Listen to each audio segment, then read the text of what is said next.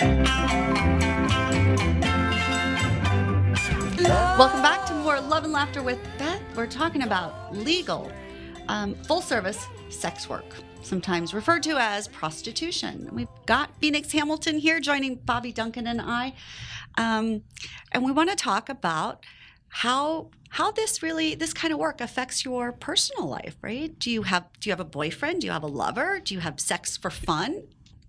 No, actually, I haven't had sex for fun, and the last time was 2 months ago, and before that, there was probably a couple more months of, between, I think... she says that, like, some people haven't gone years, right? She said 2, and I thought it was going to be years, it's right? Kind some of people have long gone 20 for me. years. I think the longest I've gone without sex is 4 months at a time. That's the longest. And I thought that I was, I guess that's another, okay, so I am single. I've been single for 4 years, just working on myself, trying to figure out what I want, not having that confused by what somebody else wants, Smart.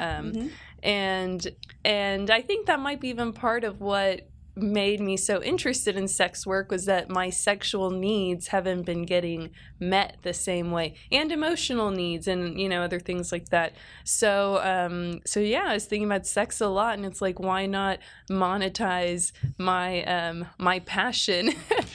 That's the dream, right? Right. To do what you love and make money doing it. I tell everybody, follow your passion. That's what we should be teaching our children. And so it's it is very good, true, right? yeah. In a healthy, happy way and stuff, and productive. So, so you had sex a couple of months ago, but do you have then a boyfriend? No. You know something? No, Okay. no. So how do you decide who to have sex with just for fun?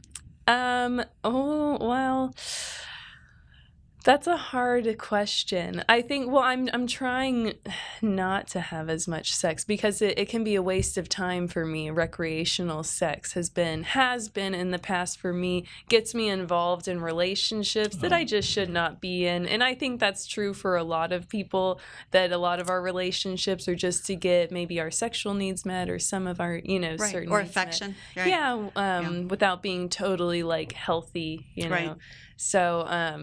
So no, I'm not looking for people to have sex with. I try not to have sex with people because I feel a lot of attraction and chemistry with a lot of people, but that's why I'm a sex worker, because I can turn that on for whoever almost, as long as they respect me and my boundaries and stuff.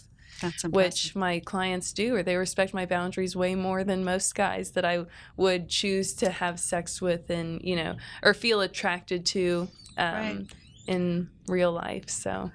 Well, and because when it's professional, the boundaries are more clear and they're more easily identifiable and they're firmer. And so relationships, you can just create your own. It's hard. And you don't know till you know. You don't, right. Well, and often until you cross over some of Yes, these boundaries exactly. even. Yeah. Well, and I think because we're not taught to talk about them in Right. society. We're not taught to talk about sex. We're not taught to talk about boundaries, what we, right. all of or that. pleasure or anything. See, No. that's why Love and Laughter with Beth, right? It's so amazing. And people don't realize how much fun it can be to have these kinds of conversations, really just up front. And to be able to ask, okay, can I call you a hooker? Can I call you a prostitute, sex worker, right?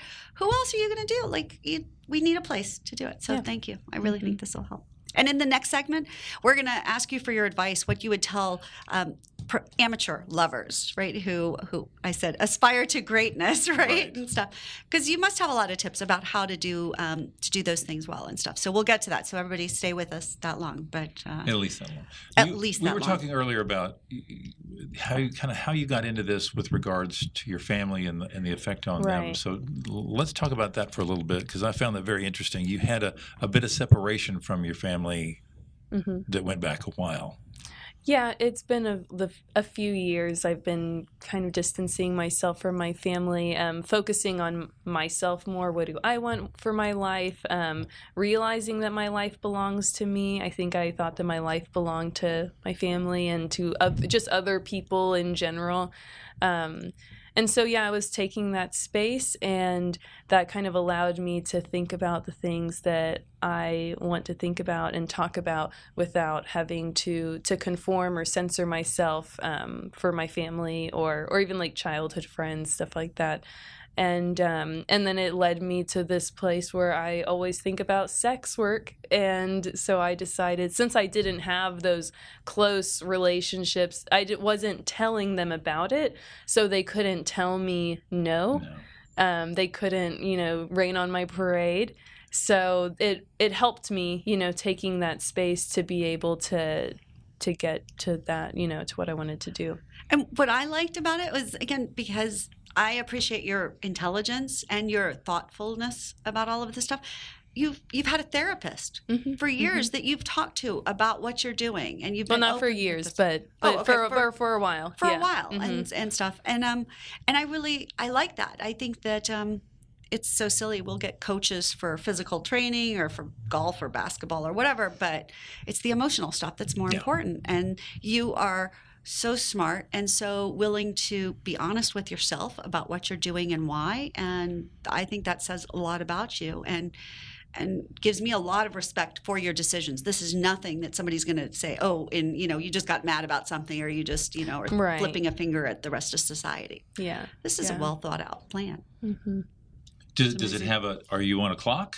In other words, for this, do you have an idea of how long you want to do this? Or? No, I don't. I don't have a set path. It is good when you get into sex work to think about that, But for me, I decided to be completely open about what I'm doing, so that is going to limit in some ways what I can do next. But also, I don't want to work a vanilla job ever again.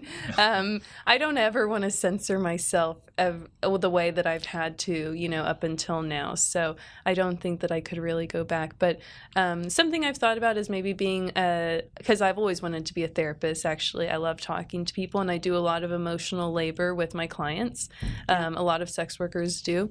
And so I thought about trying to be a therapist for sex workers, maybe.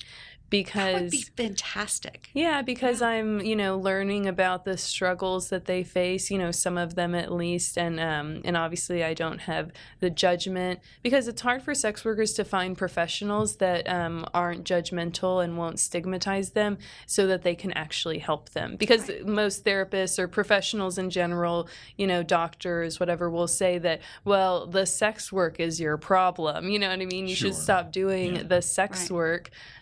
Instead of saying, understanding the sex work isn't the problem. Well, that's why I think people with any sorts of issues, whether you're a kinky person, the swingers, a poly person, they all have issues trying to find somebody, because most of them have tried to share with somebody and have been really damaged and hurt by somebody imposing shame or judgment upon them. And it's ridiculous. So, I like the idea of having a sex worker friendly, judgment-free zone, whatever your I want to support sex workers in some way. That's my end goal, is to somehow be have a positive impact in the sex workers' rights movement and do something to support the sex work community, because sex work has saved my life, and that has only come at the expense of so many other sex workers that I want to be able to give some of that back, at least, to them.